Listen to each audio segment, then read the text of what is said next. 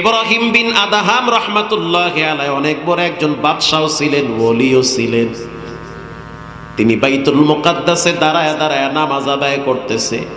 বাইতুল মুকাদ্দাস তো এক আজীব জায়গা, লক্ষাধিক পয়গম্বর এখানে সালাত আদায় করেছে। আর আপনার আমার প্রিয় নবী এই সমস্ত নবীদের ইমাম হয়ে সালাত আদায় করেছে। ইব্রাহিম বিন আদহাম রহমাতুল্লাহি আলাইহি স্পষ্ট কানে শুনতে পাইতেছে পিছনে কে যেন বলে, এই লোকটা যে নামাজ পড়তেছে অথচ দীর্ঘ 40 দিন পর্যন্ত তার ইবাদত কবুল হয় না। দ্বিতীয় ব্যক্তি বলল, কেন কবুল হয় না? প্রথম ব্যক্তি বলল, কবুল না হওয়ার অন্যতম একটা কারণ হলো তার পেটের ভিতরে হারাম ঢুকছে। পেটের ভিতরে 2টা খেজুর হারাম ভাবে ঢুকছে, 2 পিস খেজুর হারাম ভাবে ঢুকছে, এজন্য ইবাদত কবুল হয় না, ঝুলতে থাকে। প্রথম ব্যক্তি প্রশ্ন করলো, কেমনে হারাম ঢুকছে? তাই মক্কায় যখন হজ করতে গিয়েছিল, হজ করার পরে এক খেজুরওয়ালার কাছ থেকে খেজুর কেনার সময় 2টা খেজুর নিজের মনে করে খায় ফেলাইছে। মাপার সময় 2 পিস খেজুর নিচে পড়ে গেছে। ইব্রাহিম বিন আদহাম মনে করেছে খেজুর 2টা বুঝি আমার হবে। এখানে অনেক লোক থাকতে পারেন, বাদাম কেনার সময় টেস্ট করতে গিয়া 4-5টা বাদাম খায়া ফেলায়। কথা কন না কা? বড়ই কিনতে গিয়া 1 কেজি বড়ই কিনে 10টা বড়ই টেস্ট করার জন্য খায়। টমেটো কেনার সময় 2 কেজি টমেটো কিনে একটা জোর কইরা নিয়ে যায়। কসম খোদা, ওই দোকানদার যদি ক্ষমা না করে, তোমার শরীরের ভিতরে হারাম তৈরি হইতেছে, সিজদা করলেও কবুল হবে না। ইব্রাহিম বিন আদহাম চিন্তায় পড়ে গেল, না জানি আমার কি উপায় হয়। দেরি আর না করে তিনি বাইতুল মুকাদ্দাস থেকে 2 মাস পথ পাড়ি দিয়ে চলে গেল মক্কায়। মক্কায় যাওয়ার পর গিয়া দেখলো যে এই দোকান থেকে খেজুর কিনেছে, সেই দোকানে এক যুবক বসে আছে। ইব্রাহিম বিন আদহাম প্রশ্ন করলো, এখানে তো একজন মুরব্বী ছিল, দাড়ি পাকা ছিল, চুল পাকা ছিল, লম্বা একটা কুর্তা দেখছি, আস্তিম গুলা ঝুলানো দেখছি, ওই ব্যক্তি কোথায়? যুবক বলতে আছে, সে তো আমার আব্বা, কবরে চলে গেছে কয়েকদিন আগে, সে মারা গেছে। বলার সাথে সাথে ইব্রাহিম বিন আদহাম দাঁড়ানোর থেকে বসে পড়েছে, চোখের পানি ছেড়ে দিয়া বলে, আরশের মালিক আল্লাহ, যার খেজুর আমি খাইছি ঋণ পরিশোধ করার আগেই তো ওই ব্যক্তি কবরে চলে গেল, এখন আমার উপায় কি হবে? যুবককে বলল, যুবক, 2টা খেজুরের দাবি পূরণ করার জন্য বাইতুল মুকাদ্দাস থেকে আসছি। আল্লাহু আকবার বলেন। এই 2টা খেজুর আমার পেটে যাওয়ার পর সিজদাও কবুল হয় না, মোনাজাতও কবুল হয় না, নামাজে দাঁড়াই অস্থিরতা ফিল হয়, আমি আওয়াজ পাইছি, সংবাদ পাইছি আমার ইবাদত নাকি কবুল হয় না, ঝুলতে থাকে। ও যুবক ভাইয়েরা, মুরব্বী বাবারা, ইচ্ছায় অনিচ্ছায় কত রকমের হারাম খাদ্য পেটে ঢুকে যায়, সিজদা কবুল হয় কিনা মাওলাই ভালো জানে। যুবক বলতে আছে, ও মুরব্বী শুনে নেন, আমার ভাগেরটা আমি আপনাকে মাফ করে দিছি, কিন্তু আমার তো আরো 2টা বোন আছে, ওই 2 বোনের ভাগ তো আমি মাফ করতে পারি না, এই 2 খেজুরের ভিতরেও তো ওই 2 বোনের ভাগ আছে। ইব্রাহিম বিন আদহাম বলল, তুমি তো মাফ করেছো? বলে, হ্যাঁ আমি মাফ করে দিয়েছি, খেজুরের হক ছাইরা দিছি, কিন্তু আমার ওই 2টা বোনের হক তো আমি ছাড়তে পারি না, এটা তাদের ব্যাপার। ইব্রাহিম বিন আদহাম বলল, তাদের বাড়িটা কোথায়? যুবক বলতে আছে, আমার বোন 2টারে আমরা বিয়া দিয়েছি ইয়াসরিবে, মদিনায়। কয় কি? বাইতুল মুকাদ্দাস থেকে আসছি মক্কা, এখানে আইসা শুনলাম এখন নাকি যাইতে হবে মদিনায়। লম্বা পথ পাড়ি দিয়া চলে গেল খেজুরের হক আদায় করতে মদিনায় রে চাচা। আর আপনি জমিন ঠগায় খান, সন্দেহমূলক কাগজও আপনার নাই, আর একজনের ধান কাইটা ঘরে নিয়ে আসেন, ফজরের নামাজ পইরা হাজি সাহেব ছাগলের নিয়া ক্ষেতের ভিতরে গিয়া দড়ি ঢিলা দেয় আর একজনের ডাইল খাইতে।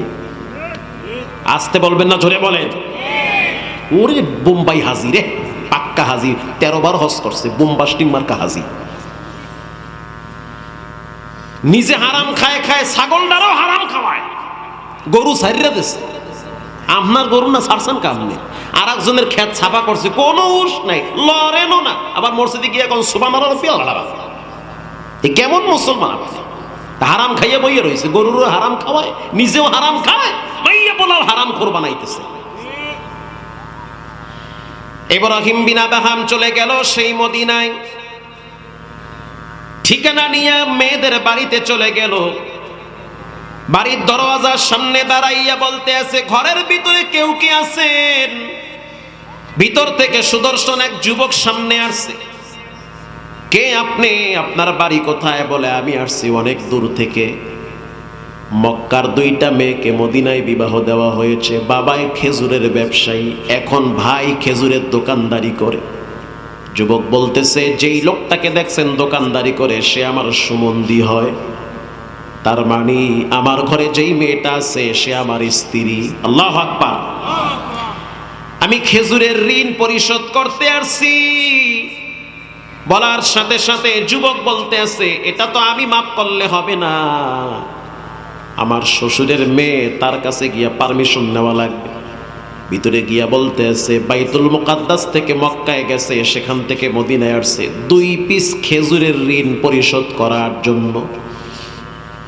এটা বলার সাথে সাথে ঘর থেকে ওই খেজুর দোকানদারের বোন চোখের পানি ছেড়ে কান্না শুরু করে দিয়েছে। যেই লোকটা 2টা খেজুরের ঋণ পরিশোধ করার জন্য এত দূর আসতে পারে, বুঝতে হবে সে সাধারণ কোনো মানুষ হতে পারে না।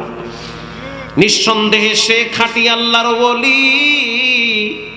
অতএব আমি আমার হক ছেড়ে দিয়েছি, তাকে গিয়ে একটু বলেন সে যেন আমার আব্বার জন্য কলিজা ভইরা একটু দোয়া করে, আমার আব্বাকে যেন আল্লাহ কবরের আযাব থেকে মুক্ত করে দেয়, জাহান্নামের আগুন থেকে যদি আমার আব্বারে আল্লাহ বাঁচায়া দেয়, এটাই হবে আমাদের জীবনের সবচেয়ে বড় সফলতা। ছেলেদের চাইতে মেয়েরা বাবার প্রতি দুর্বল বেশি হয়। পরের মেয়েটার বাড়িতে গিয়া সামনে দাঁড়াইয়া চিৎকার মেরে বলতে আছে, খেজুরের ঋণ শোধ করতে আসছি। মেয়ে ঘর থেকে বলতে আছে, খেজুরের ঋণ মাফ কইরা দিছি, আপনি একটু মসজিদে নববীতে গিয়া 2 রাকাত নামাজ পড়া আমার আব্বার জন্য দোয়া করেন, আল্লাহ যেন আমার আব্বারে মাফ করে দেয়। কারণ আমরা 2টা বোন বাবার আদর স্নেহে বড় হয়েছি, আজ আমরা অন্যের ঘরের সংসার করি কিন্তু বাবারে ভুলি নাই। আল্লাহু আকবার বলেন। সাধারণত মেয়েরা বাবার জন্য বেশি কান্নাকাটি করে, এমনও মেয়ে আছে হতভাগা, টেলিফোন করে, হুজুর বাবার বাড়িতে যাই শান্তির জন্য, গিয়া দেখি বাবার বিছানাটা খালি পড়ে আছে, মায়ের বিছানাটা খালি পড়ে আছে। বড় ভাই আগের মতো মূল্যায়ন করে না, কারণ বাবাই তো নাই। যতদিন মা বাবা ছিল ভাইও ভালোবাসতো, ভাবিও ভালোবাসতো। স্বামীর বাড়িতে যাই, গিয়া দেখি সন্তানরাও কথা শোনে না, স্বামীও উল্টাপাল্টা করে। তখন আমি ঘরের পায়া ধইরা চোখের পানি ছেড়ে কান্দি আর বলি, আল্লাহ নারী বানাইছেন, সম্মানী করেছেন, দুর্বল বানাইছেন। বাবার বাড়ি গিয়া দেখি আব্বা নাই, মাও নাই, স্বামীর বাড়ি আসছি, এখানেও শান্তি নাই, তুমি ছাড়া আমার কেউ নাই। আশ্রয়ের ঠিকানা একজন, অসহায় দুর্বলদের আশ্রয়ের ঠিকানা একজন, তিনি হলেন কে? প্রিয় ভাইরা আমার, এজন্য কখনোই হারাম উপার্জন করা যাবে না। আল্লাহর রাসূল বলেন, হারাম থেকে বেঁচে থাকো। এরপরে নবীজি বলেন, লা ঈমানাল লিমান লা আমানাতাহু, আমানতদারির ব্যাপারে যথেষ্ট পরিমাণ সচেতন হও। তুমি তোমার হাতের আমানতদার, তোমার জবানের আমানতদার। এই হাত দুইটা যে ব্যবহার করে, এটা আমার নিজের না, এটা দিয়েছেন কে? আমার মতো কত যুবককে দেখলাম লুলা অবস্থায় বিছানায় ফালায়া রাখছে, ভিক্ষার জন্য 5 টাকাও চাইতেও পারে না। আবার কত যুবককে দেখেছি অ্যাক্সিডেন্ট করে হাত কেটে ফেলে দেওয়া হয়েছে, ভিতরে ক্যান্সার হয়ে গেছে, ইনফেকশন হয়েছে। এজন্য পুরা দেহের জিম্মাদার আপনি, আপনি হলেন এই দেহের মালিক। মূলত আল্লাহ আপনাকে মালিক বানাইছে আমানতদার হিসাবে। অতএব প্রত্যেকটা অঙ্গ প্রত্যঙ্গের হিসাব একজনের কাছে দিতে হবেন, তিনি হলেন কে? প্রিয় ভাইয়েরা আমার, মা বাবার জন্য সন্তান আমানত। আল্লাহ পাক কোরআনে বলেন, ইয়াসআলুনাকা মাযা ইউনফিকুন কুল মা আনফাকতুম মিন খায়রিন ফালিল ওয়ালিদাইনি ওয়াল আকরাবিন।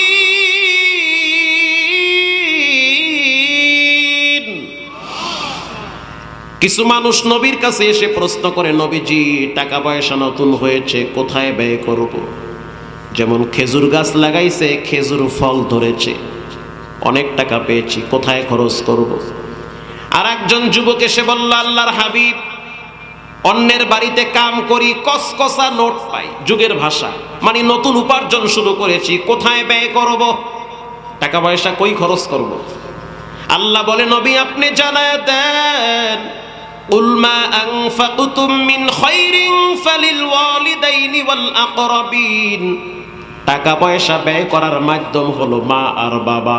আল্লাহু আকবার বলে। যাদের আব্বা আম্মা আছে, আপনার কাছে কিন্তু আল্লাহ পাক আমানত দিয়েছে। মা বাবা সন্তানের কাছে আমানত। আল্লাহ বইলা দিছে, আমি তোমাদের কাছে জমা রাখছি, খবরদার এদের প্রতি যেন ব্যবহার খারাপ না হয়। মাথা গরম করবা না, মাথায় ঝাঁকি দিবা না, খারাপ আচরণ করবা না, কারণ এরা হলো রবের পক্ষ থেকে তোমার কাছে আমানত। সন্তানের কাছে মা বাবা যেমন আমানত, আমার মা বাবার কাছেও সন্তান আমানত। কারণ কিয়ামতের ময়দানে রব্বুল আলামিন সন্তানকে বলবে, সন্তান কেন নামাজ পড়লা না, কেন দিনের পথে চললা না, কেন তুমি হালাল তরিকায় জীবন চালাইলা না? তখন সন্তান ডাইরেক্ট মা বাবার বিরুদ্ধে মামলা দায়ের করবে, রব্বানা আতিহিম যিফাইনি মিনাল আযাবি ওয়ালআনহুম লা'নান কাবীরা। রব্বুল আলামিন আপনি আমার আব্বা আম্মাকে ডাবল আযাব দেন, কারণ তারা আমানতের ব্যাপারে খেয়ানত করেছে। স্কুলে যাওয়ার জন্য, প্রাইভেটে যাওয়ার জন্য ধমক দিত, মাগার নামাজের জন্য একবারও ধমক দিত না। কথা ঠিক না বেঠিক? নামাজের ব্যাপারে তারা আমাদেরকে উদাসীন করে দিয়েছে। এই যে কয়েক মাস আগে বৃদ্ধাশ্রমে গিয়েছিলাম দেখার জন্য, হোতাপাড়া, এই যে গাজীপুর, কি আশ্চর্য বিষয়, ইঞ্জিনিয়ারের মা বাবা সেখানে কাঁদতেছে, ডাক্তারের আব্বা আম্মা কাঁদতেছে। একজন বৃদ্ধ মানুষকে দেখলাম বসে বসে কাঁচি দিয়া ঘাস কাটতেছে বৃদ্ধাশ্রমের ভিতরে। চেহারা অনেক সুন্দর, বুঝতে পারলাম তিনি শিক্ষিত কোন অফিসার হবে, রিটায়ার্ড পারসন। কাছে গেলাম, সালাম বিনিময় হইল। বললাম, চাচা আপনি এখানে কেন ঘাস কাটেন? সে বলল, হুজুর আমার বাড়ি হলো ধানমন্ডিতে, আমার সেখানে কয়েকটা ফ্ল্যাট আছে, নিজের বাড়িও আছে। আমি একজন ব্যাংকার, শুধু ব্যাংকারই না, আমার সম্পদ বাবার আমি অনেক পেয়েছি, পৈতৃক সম্পদ পেয়েছি। 3 ছেলে 2 মেয়ে, মেয়েগুলা সব প্রবাস, ছেলেগুলা দেশে থাকে। একটা সময় ছেলেদের কাছে আমি বোঝা হয়ে গেছি। কি হয়ে গেছি? বোঝা হয়ে গেছি। আমি বললাম, কেন বোঝা হইলেন, কারণটা কি? আমার আব্বাও তো আপনার মতো, কই আমি তো বোঝা মনে করি না, নেয়ামত মনে করি। সে চোখের পানি ছেড়ে যেই জবাবটা দিল, সেটা শোনার পরে বুঝতে পারলাম এটাই বাস্তবতা। সে যেটা বলল আমাকে, হুজুর এখন বুঝতে পেরেছি জীবনে কতটা ভুল করেছি। যেই মা বাবা ছেলে মেয়েকে পশ্চিম চিনায় না, যেই মা বাবা সন্তানকে কোরআন চিনায় না, যেই মা বাবা সন্তানকে কিবলা চিনায় না, যেই মা বাপ সন্তানকে নবী চিনায় না, টুপি চিনায় না, দাড়ি চিনায় না, মেসওয়াক চিনায় না, এক সময় ওই সন্তান বড় হওয়ার পরে মা বাবা কেউ চিনে না, চিনতে চায় না। কেন চিনবে বলেন? কেন চিনবে তারা?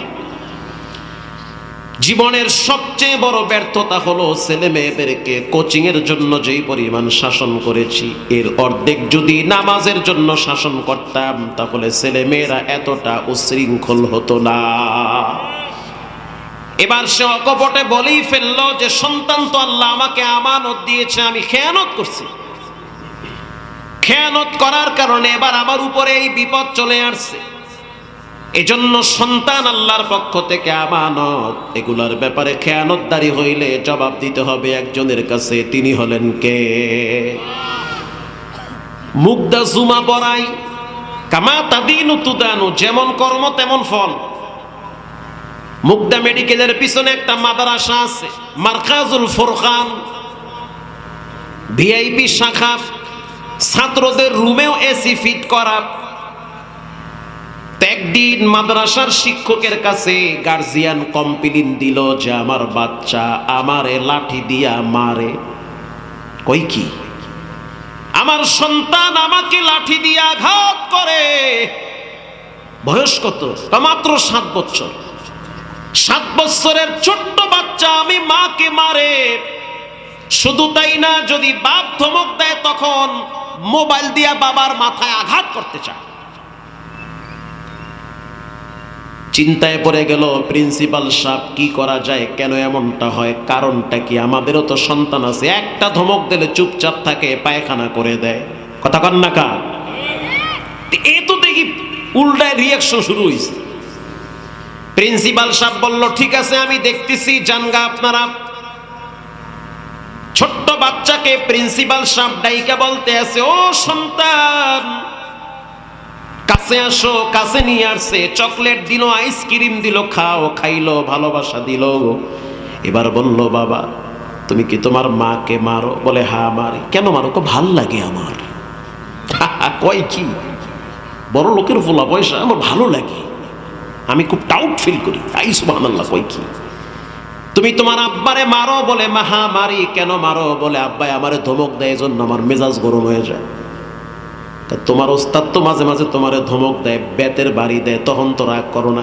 ওস্তাদজির মায়ের খাইলে আমার ভালো লাগে, তখন আমার কষ্ট লাগে না, কিন্তু আব্বা আমার ধমক উঠলে আমার চান্দিটা গরম হয়ে যায়। এবার প্রিন্সিপাল সাহেব বলল, সত্য করে বলো তোমার দাদি কই? তোমার দাদি আছে? কহ আছে। কোথায়? তোমাদের ঘরে থাকে? বলে, না। কই থাকে? মাঝে মাঝে আমরা দেখতে যাই। কোথায় দেখতে যাও? বলে, গাজীপুরে। কতদিন পর পর দেখতে যাও? বলে, মাসে 2 বার, 1 বার, কখনো কখনো 2 মাস পর 1 বার দেখতে যাই দাদিরে। হুজুর উস্তাদজি, ওখানে আমার দাদির মতো আরো অনেকগুলা দাদি আছে। আমার আব্বু যায়, কিন্তু আমার দাদি আমার আব্বুর সাথে কথা বলে না, কথা বলতে চায় না। কেন বলতে চায় না? আমি দাদিরে বলি, দাদি আমার আব্বু আসছে, কথা বলো। তখন আমার দাদি দেখি কান্দে, চোখের পানি মুছে আর বলে, ও দাদু, যেই ভুল তোমার বাবায় করছে, খবরদার এই ভুল তুমি করিও না। পরের দিন আবার যখন এই গার্জিয়ান মহিলা আসছে, আইসা বলতে আছে, উস্তাদ সন্তানকে জিজ্ঞাসা করেছিলেন? বলে, হ্যাঁ জিজ্ঞাসা করছি। ওরে বইলা দিছি যে সকালে বিকালে 3 বেলা তুমি তোমার বাপেরে আর মায়েরে মারবা। আসতে বলবেন না, জোরে বলেন ঠিক না বে ঠিক? সকালেও ফিডাবা একবার বিসমিল্লাহ ছাড়া, বিকালেও ফিডাবা, সন্ধ্যার টাইমে রুটি বানায় না বেলন দিয়ে, কয় ওইটা দিয়ে গার পাশাইয়া 3 মারবা। প্রিন্সিপাল সাহেব নিজে বলতে আছে।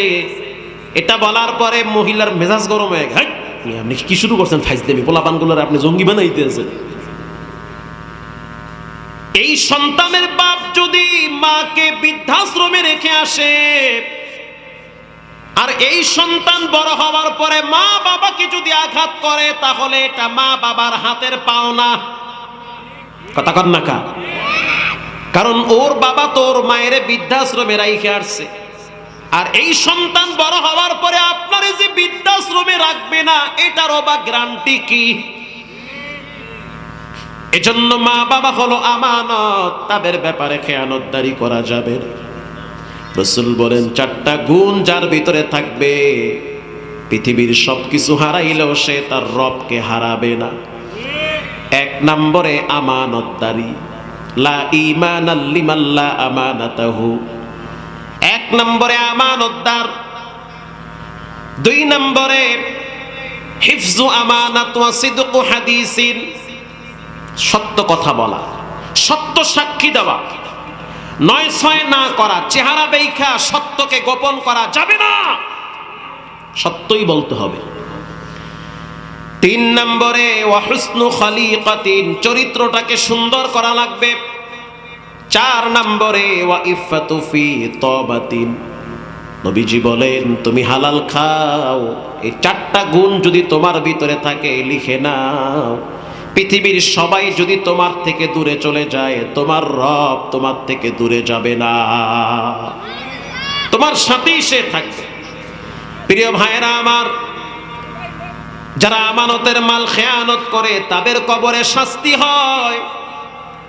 মহল্লাবাসী যারা আছেন খবরদার আমানতের মাল খেয়ানত করবেন না। উপস্থিত যারা আছেন মিথ্যা কথা বলবেন না, হারাম খাবেন না। সন্তানের হক আদায় করেন, মা বাবার হক আদায় করেন, প্রত্যেকের হক যথাযথভাবে আপনি বুঝাইয়া দেন। কারণ দুনিয়া ছেড়ে একদিন সকলকে চলে যেতে হবে, ঈমান আর তাকওয়া নিয়ে কবরে যাওয়া লাগবে। যারা এখানে উপস্থিত আছেন দিল থেকে চিন্তা করেন, এই ডানে বামে কত মানুষ এক সময় আপনার সাথে এখানে বসে বয়ান শুনতো। আজকে 20টা বছর পর্যন্ত এখানে মাহফিল হয়, 20 বছর আগেও তো এখানে লোক ছিল। আজ খবর নিয়ে দেখেন তাদের কবরগুলাও হয়তো অনেকের মাটির সাথে মিশে গিয়েছে। এমন একটা দিন আসবে যেদিন মানুষগুলা আপনার কথা মনে রাখবে না। এজন্য রাসূল বলেছেন 4টা জিনিস নিজের জীবনে বন্ধু বানায় না। হারাম দেহ নিয়ে কবরে গেলে কবরে শাস্তি পাওয়া লাগবে। কবর একটা ভয়ঙ্কর জায়গা। একজন ব্যক্তি এসে বলল, ওমর আপনি আমার একটু বয়ান করেন, আমার দিলটা বড় শক্ত। হযরত ওমর বলতে আছে, কবরের কিনারায় দাঁড়াও, দেখবা শক্ত দিলকে আল্লাহ নরম বানায় দিবে। এই সমাজের মানুষ সন্তান মারা গেলে কান্দে, কিন্তু দোয়ার সময় তাদের চোখে পানি আসে না। কবরের পাশ দিয়া যায়, একটা বারের জন্য সালামও দেয় না। অথচ যারা বসা আছে অনেকেই বাড়ি গাড়ি বিল্ডিং নিয়ে ব্যস্ত আছে, তাদের খেয়াল নাই, তাদের জন্য দোকানে কাপনের কাপন চলে আসছে। আজ থেকে পাক্কা নিয়ত করে নেন, জীবনটারে 4 গুণ দিয়া সাজায় নিব। 1 নম্বরের গুণ আমানতদার। নবীজি যেই দিন হিজরত করে মদিনায় যাবে, হযরত জিবরাইল বলতে আছে, ওগো আল্লাহর হাবিব, এই মক্কায় আপনি থাকতে পারবেন না, যদিও মক্কা হলো আপনার জন্মভূমি, মদিনায় যেতে হবে। আপনি একটা আয়াত তেলাওয়াত করেন, ওয়াকুর রব্বি আদখিলনি মুদখালা সিদকিন ওয়া আখরিজনি মুখরাজা সিদকিন ওয়াজআল লি মিন লাদুনকা সুলতানান নাসীরা।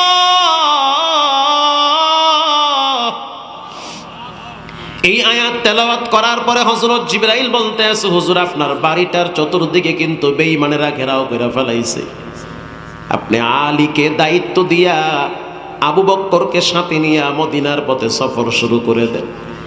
আল্লাহর হাবিব ডাক দিয়া বলতে আছে, জিবরাইল, বাড়ির চতুর্দিকে বেঈমানেরা তরবারি নিয়ে দাঁড়াইয়া আছে, আমি বের হইলেও তো তারা আক্রমণ শুরু করবে। হযরত জিবরাইল বলতে আছে, হুজুর আপনি হাতের ভিতরে বালু নিয়ে সূরা ইয়াসিন পড়া ফু দেন। আল্লাহর হাবিব সূরা ইয়াসিনের 10টা আয়াত তেলাওয়াত কইরা বালুতে ফু মারল। হযরত জিবরাইল বলল, এই বালুটা আপনি বাহিরে নিক্ষেপ করেন। বাহিরে নিক্ষেপ করল। রব্বুল আলামিনের কুদরত বেঈমানদের চোখের ভিতরে লাগায় দিল। নবীজি নিরাপদে বের হয়ে গেল। বের হয়ে যাওয়ার সময় হযরত আলীকে ডেকে বলল, আলী, আমার কাছে কিছু আমানত আছে। যারা আমাকে মারতে চায় তাদের কিছু সম্পদ আমার কাছে জমা আছে। তারা আমাকে সত্যবাদী আমানতদার মনে করে তাদের সম্পদ আমার কাছে জমা রাখছে। এই নাও তাদের সম্পদ, এই নাও সোনা, এই নাও রূপা, এই নাও তাদের অর্থ করি। বিছানায় শুয়ে থাকো, সকালবেলা যার যার আমানত ফিরায় দিবা। আপনি আমি যদি হইতাম চিন্তা করতাম যারা আমারে মারতে চায় হেগো নিয়ে যা আছে গাটি বস্তা গোল করে ভাগ। অথচ আল্লাহর হাবিব শিক্ষা দিল, দুশ্মনের সম্পদও যদি আপনার কাছে থাকে সেটা হলো আমানত। এই আমানতের খেয়ানত করা যাবে না। অনেকে বিয়ে করছে, বউয়ের মোহর দেয় নাই। কথা কন না কা? কেটা কেটা বউয়ের মোহর দেন নাই? হাত তুলেন। থাক থাক, আর তোলা লাগবে না। স্ত্রীর মোহর ঠিক মতো দেন না, এটা স্ত্রীর পাওনাদার। স্ত্রীর মোহর আপনার কাছে আমানত, অথচ সেই মোহরের টাকা যদি 20 বছর আগে আপনি দিয়ে না থাকেন, আজকে 20 বছর পর টাকা তো ব্যবসায় লাগাইলো বাড়ে। যেমন মোহরের সময় কথা ছিল যে তোমাকে আমি বিবাহ করব, 1% জায়গা মোহরানা বাবদ দিলাম, যাও। আপনি দেনও না, ছাড়েনও না। ওই জায়গা রাস্তার সাথে বর্তমান বাজার মূল্য হলো 10 লাখ টাকা। আল্লাহর কসম, পুরা 10 লাখ টাকা মোহর বাবদ আপনার স্ত্রী পাওনাদার। কথা কন না কা? ও এখানে তো দেওয়া লাগবে, এর লেগে ঠিক নাই। এজন্য স্ত্রীর পাওনাদার যেটা যেটা আপনার কাছে সে পাবে, তার হক আপনি বুঝাইয়া দেন। আমানতের ব্যাপারে যারা খেয়ানত করে তাদের ব্যাপারে কিতাবে আসছে, কবরে লাশ রাখার পরই 2 পাশের মাটি সংকীর্ণ হয়ে যায়। ডানে মাটি, বামে মাটি, উপরে নিচে মাটি, মাটির ঘর। আমানতের খেয়ানত যারা করে তাদের কবরে সাপ চলে আসে, তাদের চোখের উপরে, নাকের উপরে দংশন করে। এজন্য পায়ে হাত দিয়ে বলি, অনুরোধ করে বলি, বিনয়ের সহিত বলি, খেয়ানতকারী হওয়া যাবে না। আর প্রস্তুতি গ্রহণ করেন, কবরে যাওয়া লাগবে, জাহান্নামের আগুন থেকে নিজেকে বাঁচাতে হবে। কে কি করলো দেখার সময় নাই, নিজে কি করলাম এটাই দেখতে হবে। চিন্তা করে দেখেন, কত মানুষ কবরের যাত্রী হয়ে গেছে। একদিন সময় আসবে, মহল্লার মসজিদ থেকে এলান হয়ে যাবে, অমুকের সন্তান দুনিয়ায় নাই, তার জানাজা হবে সকাল 10টায়। লাশ রাইখা মানুষগুলা যার যার মতো বাড়িতে চলে যাবে। এরপরে কবরে প্রশ্ন করা হবে, মান রব্বুকা ওয়া মান নাবিয়ুকা, কে তোমার রব, কে তোমার নবী, কে তোমার ধর্ম, কি তোমার দ্বীন। প্রশ্নের জবাব দিতে না পারলে নবী বলেন কবরের 2 পাশের মাটি চাপ দিবে।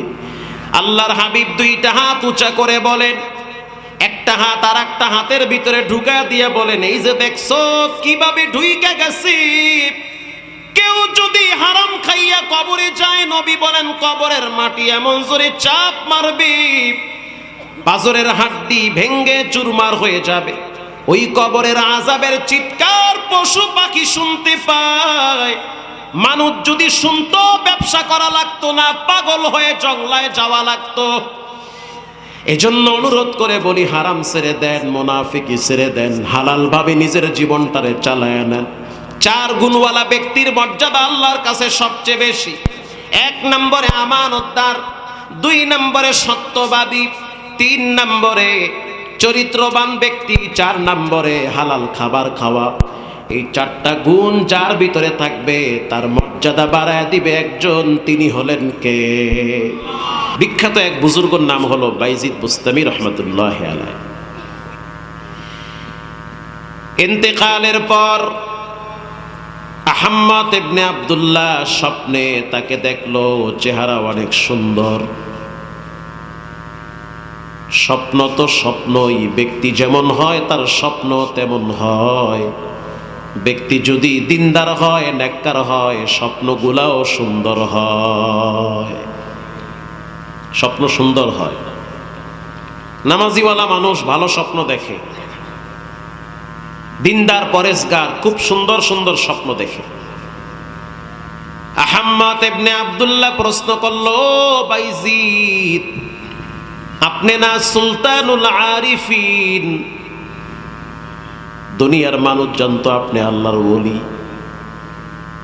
এবার জানতে চাই আল্লাহ আপনার সাথে কেমন ব্যবহার করেছে। বাইজিদ হেসে দিয়ে বলল, আমার মালিক আমার সাথে উত্তম ব্যবহার করেছে, আল্লাহ আমার উপরে সন্তুষ্ট হয়ে গেছে, আমাকে মাফ করে দিছে। উয়ুনুল হেকায়াতে আসছে মাফ, ক্ষমা। কেমনে ক্ষমা করলো?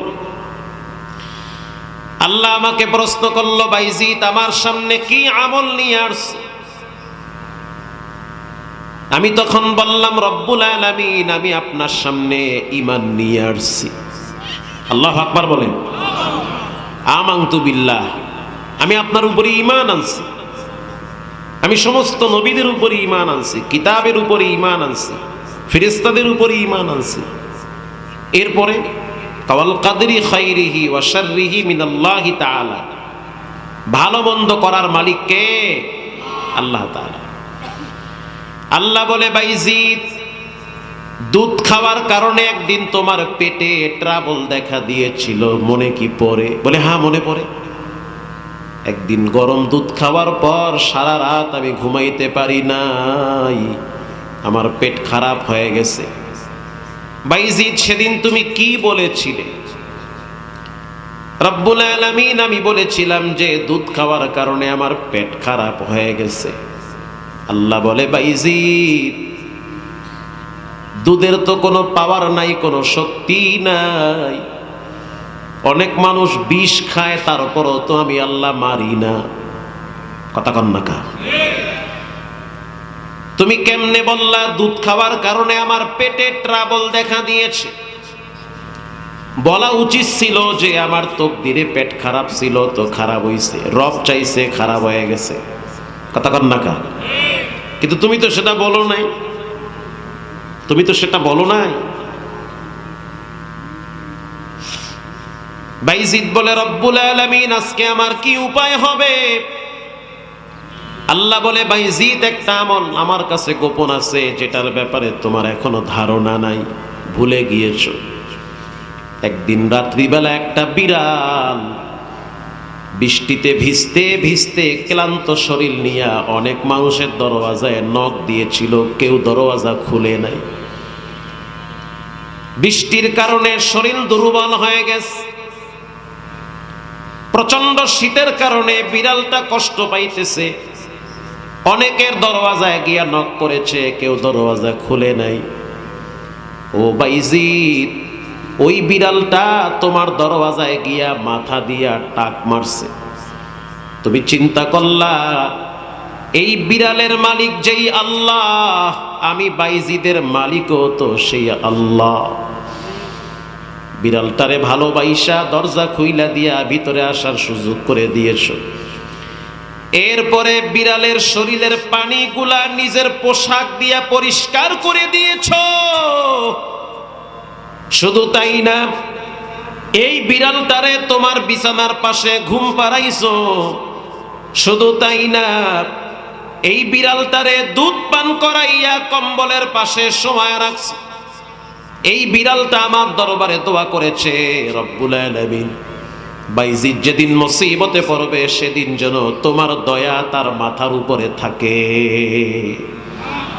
এই বিড়ালকে এতটুকু মূল্যায়ন করার কারণে আমি তোমাকে আজকে মাফ করে দিয়েছি, যাও তুমি ক্ষমা। আমল যদি ছোট হয় ছাড়তে হয় না। রাস্তায় হাঁটতেছেন, ইটের টুকরা পড়ে আছে, মোবাইল টিপতে গিয়া খাইছেন ইটের টুকরার লাগে বাড়ি। চিন্তা করছেন বাড়ি আমি খাইছি, আর জন্য কেউ না খায়। এই ইটের টুকরা যদি উঠাইয়া ফালায়া দেন, রসুল বলেছেন, নবীজি বলেছেন, স্পেশাল ভাবে বলেছেন, যারা এতটুকুন খেদমত করলো মানুষের জন্য, বিচারের ময়দানে রবের দয়াও তাদের প্রতি থাকবে। আল্লাহু আকবার, জোরে বলেন। আল্লাহ পাক তাকে আর এক জায়গা থেকে মুসিবত থেকে হিফাজত করবে। প্রিয় ভাইরা আমার, এবার আপনারা বলেন, ভালো মন্দ করার মালিক কে? আল্লাহ তাআলা। রব্বুল আলামিন বলেন, ইয়া আইয়ুহান নাস কুলু মিম্মা ফিল আরদি হালালান তাইয়্যিবা।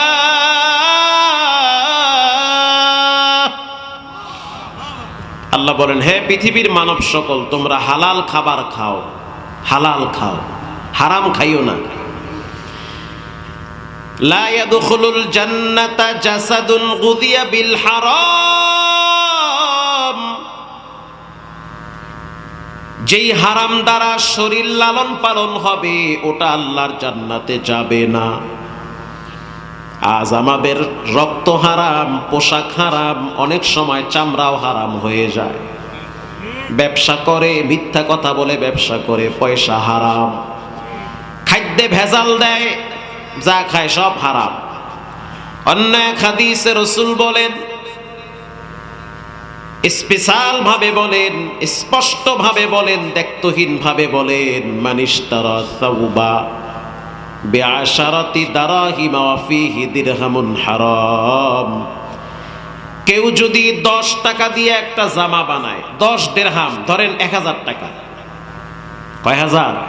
1000। 1000 টাকা দিয়ে যদি একটা জামা বানান, ও পর্দানিশী মা বোনেরা শুনে নেন, 1000 টাকা দিয়ে যদি একটা বোরকা কিনেন, ওই 1000 টাকার ভিতরে যদি 1 টাকা হারাম থাকে, পুরা জামাটাই হবে হারাম। আসতে বলবেন না, জোরে বলেন, ঠিক না ঠিক? জি, ঠিক কথা। 1 গ্লাস দুধের ভিতরে যদি 1 ফোঁটা কি বলে সেনা দেন, সেনা খাইবে কেউ? 1 বালতি দুধ অথবা 1 মণ দুধের ভিতরে যদি গরুতে একটু প্রস্রাব ছাইরা দেয়, বেশি না 1 ফোঁটা ছাড়ে, আপনারা যদি মাগ না দেয় তারপরেও তো কিনবেন না। সিজদা কবুল হওয়ার জন্য প্রথম শর্ত হলো হালাল। আল্লাহর ঘর খানায় কাবা বাইতুল্লাহ জিয়ারত করতে যান, খবরদার 1 টাকাও যেন হারাম না থাকে, কারণ হালালের ভিতরে বরকত, হারামের ভিতরে অশান্তি।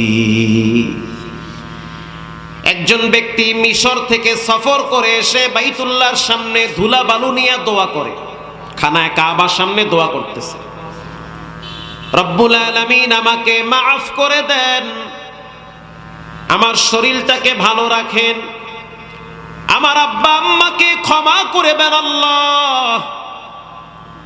নবীজি বলতে আছে কিভাবে তার দোয়া কবুল হবে? কারণ তার পোশাক হারাম, তার রক্ত হারাম, তার গোস্ত হারাম, তার হাড্ডি হারাম, অথচ সুন্দর দাড়ি বাবরি চুল নিয়া পাগড়ি মাথায় দিয়া বাইতুল্লাহর সামনে দাঁড়ায় দাঁড়ায় দোয়া করতেছে, আল্লাহ আমারে মাফ করেন। নবীজি বলে যতই দোয়া করুক কাজ হবে না, কারণ তার পেটে হারাম খাদ্য আছে। হারাম থেকে বেঁচে থাকা অনেক কঠিন। বর্তমান সময়ে মাথায় টুপি দেওয়া অনেক সহজ, 5 ওয়াক্ত নামাজ পড়া আরো সহজ।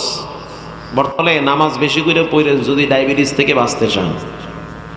ফরজ তো পড়বেন, সুন্নত পড়বেন, এরপরে নফল পড়বেন 40 রাকাত। রোজা রাখা আরো সহজ। বর্তমান চিকিৎসাবিদরা বলে যে যত রোজা রাখে তার স্বাস্থ্য তত ভালো থাকে। রোজা রাখা দেহের জন্য উপকার, ইমানের জন্য লাভবান। মাথায় পাগড়ি দেওয়া আরো সহজ, জুব্বা পরা তো আরো সহজ। রাত্র 3টার সময় মোবাইলটা রাইখা যদি আপনি 4 রাকাত নামাজ পড়েন তো তাহাজ্জুদ পড়া আরো সহজ। আল্লাহর কসম, বর্তমান সময় একটা জিনিস সবচেয়ে কঠিন, ওটা হলো নিজেকে হারাম থেকে বাঁচায় রাখাটা সবচেয়ে কঠিন।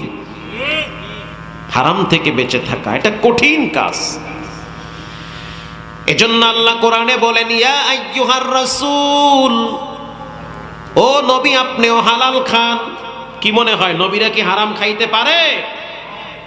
কুলু মিম্মা ফিল আরদি হালালান তাইয়্যিবান ওয়া লা তাত্তাবিউ খুতুওয়াতিশ শাইতান ইন্নাহু লাকুম আদুউম মুবিন।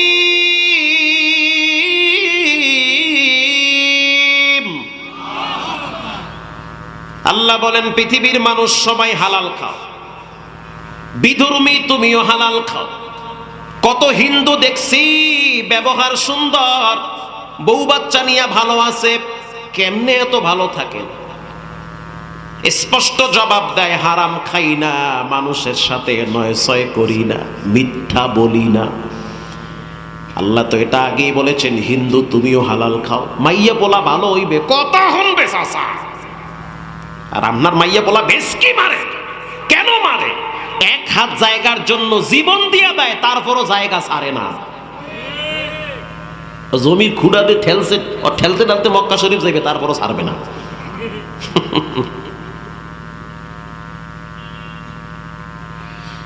রাগ করতেছেন? একটু রাগ করলে সমস্যা নেই, করেন রাগ, রাগ করা ভালো।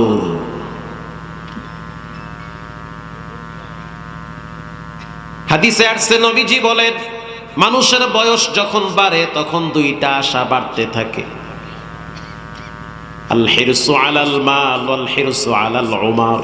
ওরে সুবহানাল্লাহ, কয় কি নবী, সুবহানাল্লাহ। নবীজি বলেন, মানুষের বয়স যত বাড়ে দুইটা আশা বাড়ে। নাম্বার ওয়ান, অনেক দিন বাঁচবে, এই আশা নিয়ে নামাজ বাদ দিয়া দাড়ি পাকা অনেক মুরব্বীরা চায়ের দোকানে বৈশা বৈশা বিড়ি আর টিভি নিয়ে ব্যস্ত থাকে। আসতে বলবেন না, জোরে বলেন, ঠিক না ব্যাঠিক? কারণ সে মনে করছে আমার বয়স 70, কি হয়েছে, আরো 40 বছর বাঁচবো, যা আছে কপালে মার ফিকা, বিড়ি আর একটা ধরা টুপি ঘুম।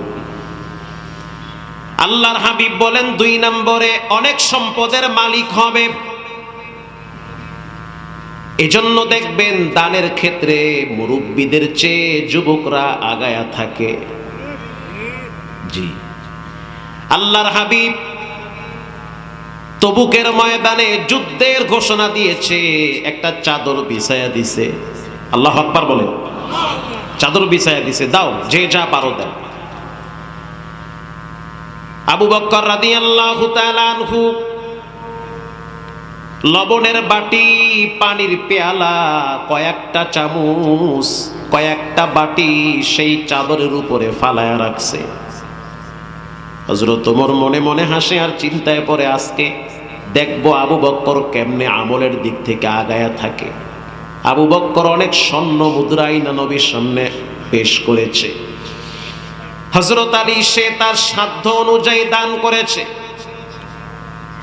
চেরাবে মসজিদে মেহরাব মিম্বর, আবু বকর ওমর ওসমান হায়দার ওলিওয়া জিজো সৈয়দ বেরলবি হাজিও কাসেম আহমদ গঙ্গোহী। আসমানের যতগুলা তারা, ওমরের ততগুলো নেকি। আম্মা জান আয়েশা একটু কষ্ট পাইল, আমার আব্বার নাম যে কইল না। নবীজি বলল, আয়েশা, তোমার আব্বা আমার সাথে হিজরতের রাতে যেই পরিমাণ নেকি কামাই করছে, পুরো উম্মতের নেকি যদি এক পাল্লায় দেওয়া হয়, আর আবু বকরের এক রাতের নেকির সমান হবে না। সুবহানাল্লাহ, জোরে বলেন। একজন মহিলা, যুবতী নারী, দুধের বাচ্চা নিয়ে পিছনে দাঁড়ায় রইছে। আল্লাহর হাবিব প্রশ্ন করলো, কি নিয়ে আসছো, তোমার হাতে কি? মহিলা চোখের পানি ছেড়ে দিয়ে বলে, ইয়া নবী আল্লাহ, অল্প দিনের দুনিয়া, লম্বা আশা স্বপ্ন আমি বাদ দিয়ে দিয়েছি।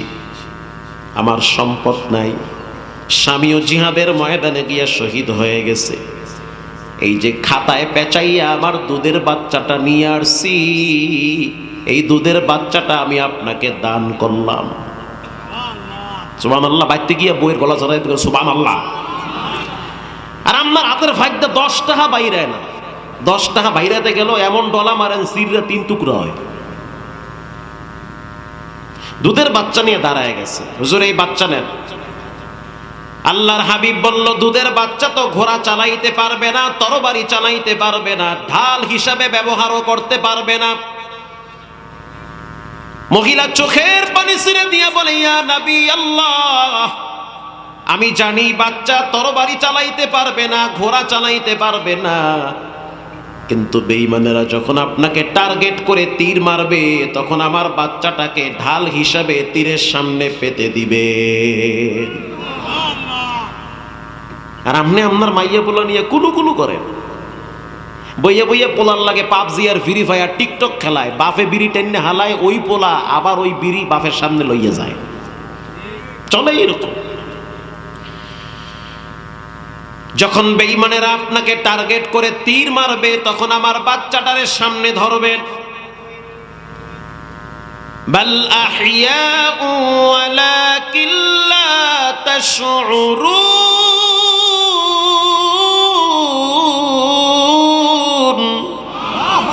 আল্লাহ তাআলা বলেন, যারা আমার জন্য মরে, শহীদ হয়, তাদেরকে মৃত বলবে না, আমি রব তাদেরকে টাইম মতো রেজেক প্রদান করি, খাওয়াই তাদেরকে। আমার সন্তানের বুকে তীর বিদ্ধ হবে, কলিজা বের হয়ে যাবে, তারপরও যেন আপনার শরীরে একটা কাঁটা না বিধে, আমি আপনাকে বড় ভালোবাসি। নবীর মোহাব্বত, ভালোবাসা। একজন গ্রাম্য সাহাবী এসে বলল, ইয়া রাসূলুল্লাহ, মাতা সাআহ, কিয়ামত কবে হবে? আল্লাহর নবী বলল, সাহাবী, কিয়ামতের জন্য কি প্রস্তুতি গ্রহণ করলা? কিয়ামত তো একটা ভয়ঙ্কর। আল্লাহ পাক ওয়াহদানিয়াতের সিফতের সাইনবোর্ড টানাইয়া সেদিন কখারিয়াতের রূপ ধারণ করবে। গুনাহগার পাপিষ্টরা ঘামের সাগরে হাবুডুবু খাবে। মাথার কিনারায় সূর্য চলে আসবে, তামার জমিনে মানুষ অস্থির হয়ে যাবে। সেই দিন বেশি দূরে না। তুমি কিয়ামতের জন্য কি প্রস্তুতি গ্রহণ করলা? হুজুর, আমার কিছুই নাই। তা আছে কি? এবার গ্রাম্য ব্যক্তি বলতে আছে, ওহো, একটা বুঝি আছে। কি? ইন্নী উহিব্বুল্লাহ ওয়া রাসূলাহ, আমি আল্লাহ এবং তার নবীরে আমার জীবনের চাইতেও বেশি ভালোবাসি। আল্লাহর রাসূল বলল, যাও, এটাই তোমাকে জান্নাতে পৌঁছায় দিবে।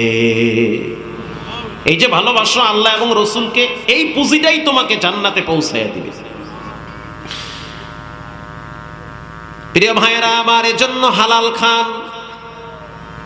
আল্লাহ পাক বলেন, হিন্দু তুমিও হালাল খাও, খ্রিস্টান তুমিও হালাল খাও, বৌদ্ধ তুমিও হালাল খাও। নাচ দ্বারা সবাইরে বুঝাইছেন, সারা পৃথিবীর সবাইকে আল্লাহ বুঝাইছেন, সবাই হালাল খাও। ব্যবসা করবা, মিথ্যা বলবা না, মিথ্যা বললে টাকা হারাম হবে। দুধের ভিতরে পানি মিশাইয়া ভেজাল করবা না। এখন তো আর দুধে পানি দেয় না, পানির ভিতরে দুধ দেয়। বুড়ি গঙ্গার উপরে লইয়া যায়, ওই কামরাঙ্গি চরে দুধ লইয়া যায় বেচতে। নৌকা পার হইয়া যাওয়া লাগে।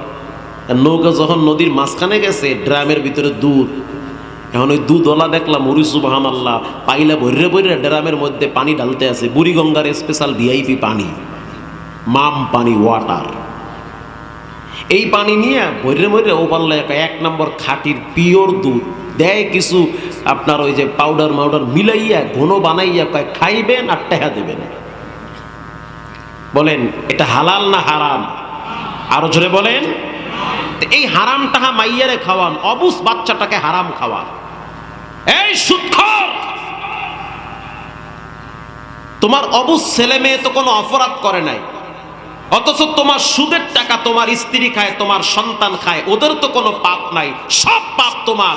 তোমার এই অপবিত্র টাকার কারণে এই সন্তানগুলো বড় হয়ে তো এক সময় ডাকাত আর সন্ত্রাস হবে। ওদের কলব তো নষ্ট হয়ে যাচ্ছে, ওরা তো হারাম খাচ্ছে। এজন্য আল্লাহ তাআলা একই পৃষ্ঠার ভিতরে বারবার বলেন,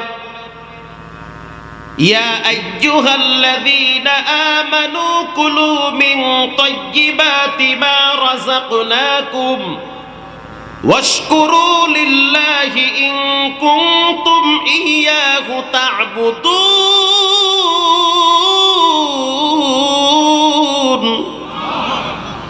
মাহমুদুল হাসান, তোমার আমি আল্লাহ খুব ভালোবাসি, হালাল খাইও, হারাম খাইও না। আব্দুল করিম, আমি তোমাকে অনেক রিজিক দেই, হারাম খাইও না, খাইলে বিপদ। মাইয়া পোলা এক সময় তোমারে বাটাম ফাটা দিবে, হারাম খাইও না। আল্লাহ পাক নবীদেরকেও বলেন, ইয়া আইয়ুহার রাসূল, ও নবী, আপনিও হালাল খান। মুসা, ঈসা আলাইহিস সালাতু ওয়াস সালাম, সমস্ত নবীদেরকে আল্লাহ বলেন হালাল খান। নবীরা তো হারাম তো ঘ্রাণও নেয় না, নবীরা তো হারামের কাছেও যায় না। তারপর আল্লাহ কেন বললেন হালাল খাও? আল্লাহ বুঝাইলেন, আমি যদি নবীদেরকে বলি হালাল খাও, তাহলে উম্মতদের কি পরিমাণ সতর্ক হওয়া লাগে। কাঠুরিয়া কাঠ কাটার জন্য চলে গেল জঙ্গলার ভিতরে। জুনায়েদ বাগদাদি বলেন, গরিব মানুষ ক্লান্ত শরীর নিয়ে কাঠ কাটার জন্য চলে গেছে পাহাড়ি অঞ্চলে।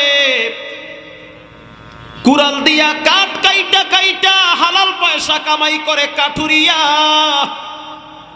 শরীর থেকে ঘাম ঝরতেছে, রক্ত পানি হইতেছে, হালাল পয়সা কাঠ কাইটা কাইটা বাজারে বিক্রি করে। 2-4 টাকা যা পায় তা দিয়া নিজের সংসার চালায়।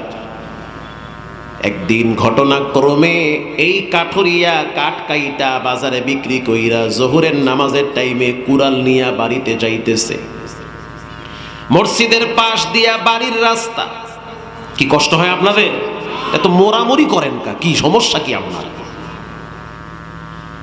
মসজিদের পাশ দিয়া বাড়ির রাস্তা যাইতেছে, যাওয়ার সময় তাকায় দেখলো অপরিচিত ব্যক্তি গাট্টি মাথায় দিয়া মসজিদের বারান্দায় শুয়ে আছে। জানলা দিয়া উকি দিয়া সালাম দিল, আসসালামু আলাইকুম। ভিতর থেকে আওয়াজ, ওয়ালাইকুম আসসালাম, কে আপনি? বলে আমি একজন কাঠুরিয়া, এই মহল্লায় আমার বাড়ি। এই যে সালা দিয়া চট দিয়া পর্দা দেখতেছেন, ওটাই হলো আমার বাড়ি। এই মসজিদে আমি নিয়মিত নামাজ আদায় করি। তবে আপনি কে গাট্টি মাথায় দিয়া শুয়ে আছেন? আপনাকে তো নতুন পরিচিত অপরিচিত মনে হয়। ওই ব্যক্তি বলতে আছে, আমি যাব দামেস্কে, সফর করার জন্য আমি বের হয়েছি। জোহরের নামাজের সময় হয়ে গেছে বিদায় আমি এখানে একটু ব্রেক দিয়েছি, বিরতি দিয়েছি। আচ্ছা ঠিক আছে, ওকে ফাইন, আমি ভিতরে গেলাম, গোসল করে আসতেছি, একসাথে নামাজ পড়বো। আল্লাহু আকবার বলেন। বোবান্নাহান জায়গা জিগাইও না ভাই, আপনি কে ডা কুমির দিয়েছেন, কেমন আছেন, ওয়াও জিগায় না। জিগাইলে যদি আবার বাড়ি নিয়ে খাওয়ার লাগে। এক সময় এমন ছিল, আমার বাপরে দেখছি ঘরের দরজা খুলে বয়া থাকতো, মেহমান যাবে ডাইকাই না খাওয়াবে, মেহমান খাইলে ঘরে বরকত আল্লাহ বাড়ায়া দেয়। কাছারি ঘর থাকতো মানুষের বাড়ির সামনে, পথিক যাবে, রাত হয়ে যাবে, কাছারি ঘরে থাকবে, কোনো অসুবিধা নাই। মানুষ খাইলে কখনোই কমে না, সুদ আর ঘুষে সম্পদ নষ্ট হয়ে যায়। গোসল কইরা মসজিদে আসলো, আইসা একসাথে জামাত জোহরের সালাত আদায় করলো। সালাত আদায় করার পর এবার প্রশ্ন করলো কাঠুরিয়া, দুপুরে কিছু খাইছেন? কাঠুরিয়া প্রশ্ন করলো, মুসাফির দুপুরে কিছু খেয়েছে?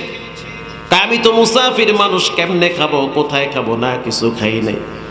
ওহো, আপনি যদি না খায়া থাকেন, আমি যদি বাসায় গিয়া খাই, তাহলে তো আল্লাহর কাছে হিসাব দেওয়া লাগবে। আপনি তো আমার মহল্লার মেহমান, অপেক্ষায় থাকেন। আমি ভিতরে গেলাম, চলে গেছে বাড়ির ভিতরে। বাড়ির ভিতরে যাওয়ার পর তাকায় দেখলো বিবি 6টা রুটি বানাইয়া বসে আছে, 2টা স্বামীর জন্য, 2টা বিবির জন্য, 2টা সন্তানের জন্য। কয়টা? 6টা। চিৎকার মেরে বলল, বিবি আমার, এই মহল্লার মসজিদে একজন মুসাফির আসছে, একসাথে নামাজ আদায় করছি, আর এক মুমিন আর এক মুমিনের ভাই।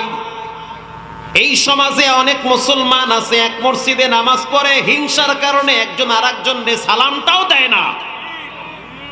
হিংসুক গলায় দড়ি দিয়ে মর। আবার প্রশ্ন করলো, বিবি আমার, কয়টা রুটি বানাইছো? কয় 3টা নয় 6টা বানাইছি। তাহলে তোমাদের রুটিগুলা তোমরা খাও, আমার ভাগের রুটি একটা আমাকে দাও। কেন? আমি একটা আমার জন্য রাখবো, বাকি একটা আমি মুসাফিরকে খাওয়াবো। স্ত্রী বলল, যেই ঘরের স্বামী মুসাফিরকে আল্লাহর জন্য খাওয়াইতে চায়, ওই ঘরের বিবি কেমনে তার সাথে শরীক না হইয়া পারে? আল্লাহু আকবার বলেন। আমার ভাগের রুটিটাও নিয়ে যান স্বামী আমার। সন্তান ছোট মানুষ, ও তো হালাল খোর, হালাল খায়।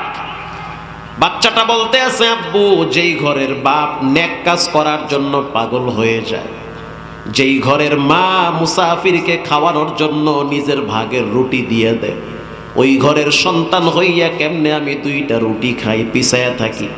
যাও বাবা, আবার ভাগের রুটির অর্ধেক আমি মুসাফিরকে দিয়া দিলাম। 3টা রুটি নিয়ে গেল মুসাফিরের কাছে, 3টা রুটি দিল, মুসাফির খাইল। পরের দিন আবার জোহরের টাইমে উকি দিয়া তাকায় দেখলো মুসাফির এখনো যায় নাই মসজিদের বারান্দায়। যান নাই? না যাই নাই। কেন যান নাই? এমনি যাই নাই, কারণ আছে, বলা যাবে না। বাসায় গিয়া বলতে আছে, ও বিবি আমার, আজকেও তো মুসাফির আছে, তার চেয়ে একটা কাজ করো, কয়টা রুটি বানাইছো? বলে 3টা বানাইছি, আটা বেশি নাই। তাহলে আমার ভাগের রুটিটা আমারে দাও, আমি অর্ধেক কইরা মুসাফিরকে খাওয়ায়া দিব, আর বাকি অর্ধেক খাবো।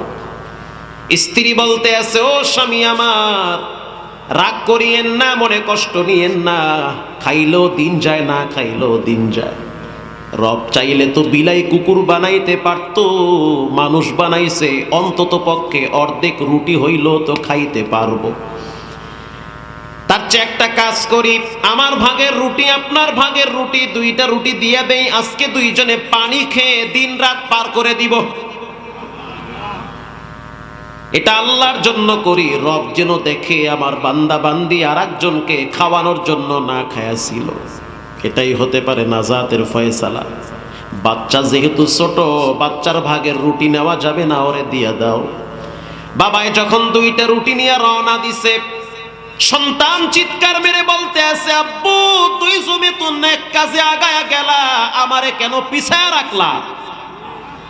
আমার বাক্সের ভিতরে 3টা কাঁচা খেজুর আছে, 3 জনে মিলে খাবো, অতএব 3 জনের ভাগের 3টা রুটি আবার মুসাফিরকে দিয়ে দাও। বাবাই বলল না, 2টা দাও, যেহেতু কালকে দেওয়া হয়েছে 3টা, আজকে 2টা দাও। 2টা রুটি নিয়ে দিল, 2টো রুটি খায়া ফেলাইছে। পরের দিন আবার গিয়া দেখলো শুয়ে রইছে, যান নাই? কয় না যাই না।